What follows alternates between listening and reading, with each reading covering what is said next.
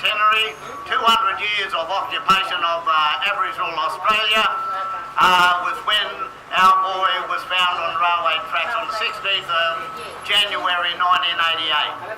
Back in those days in Tamworth, the whole month of January was put aside for celebrations. So for those last 2 weeks of January, our boy was laying up in the morgue in Tamworth Hospital there, having 2 autopsies performed on him.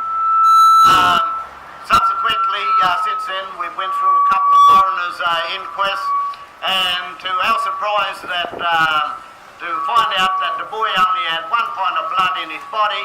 The boy was run over by a train, or the train went over the boy's body. Other than enough blood on a 50-cent coin, there was no other blood around that area. As me and my family have stated way back in the early days, we said to the police and to the media that we knew our boy, and this was right out of character for him, and we did not believe the scenario that the police was given to us. And the one that came out first was, you never know what a 17-year-old boy would do. You never know what a 17-year-old Aboriginal boy would do. And with that, I said to the superintendent of the police at that time, I said, we knew what our boy would do, and he would not do this. This was right out of character for him.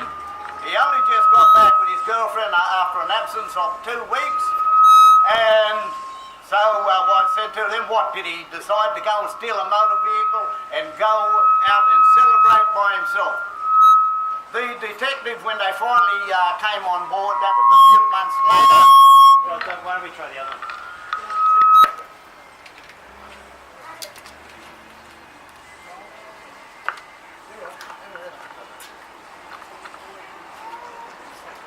Yeah, and as we said to the police, look, it was right out of character for our boy. It was about 3 months, if not 6 months later, before detectives was put on the case. There was a stolen motor vehicle out near his body.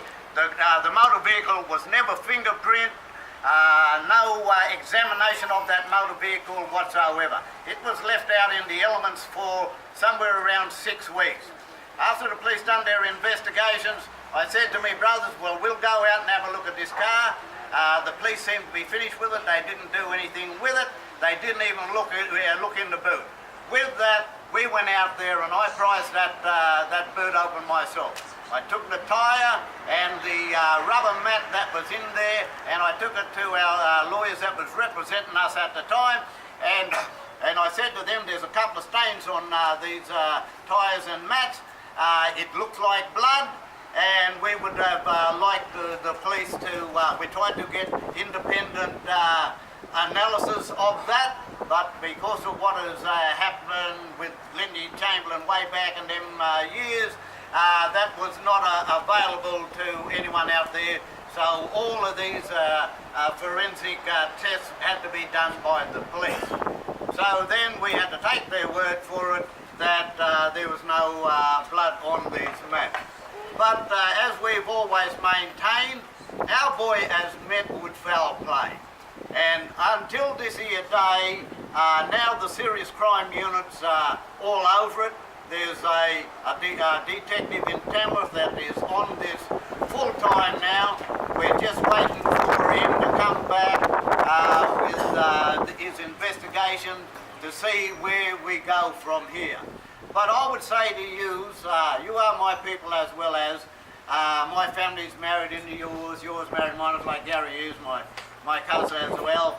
And me and my family stand with you in unity, in solidarity.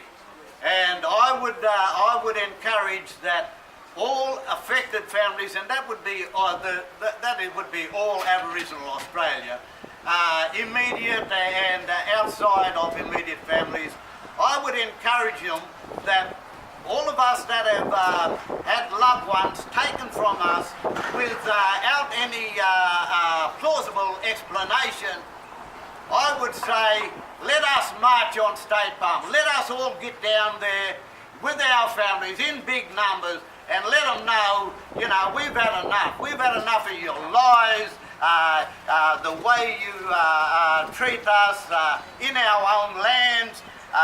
Along with that, I support the statement that comes out of Uluru, and as we're asking for a voice to the federal government, us Aboriginal people, we're gonna have to start standing together. The only people that has helped our families in these endeavours, I hate to use that word, was Alan Clark of NITV, BuzzFeed and the ABC, and Dave Shoebridge. I have approached the Nationals and all of those people there for support, but all I received from them was a letter of receipt. Yes, the Attorney General's looking at your complaints.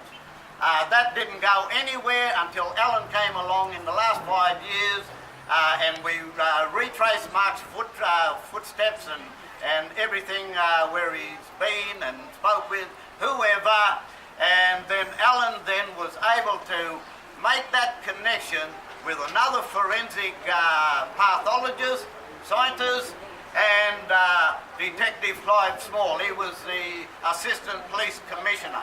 And as he was there shaking his head, no way, these things shouldn't have happened. They shouldn't have happened. But like I would say, I would encourage us all to stand in unity and solidarity. We are all affected, even not by immediately, but we are all affected.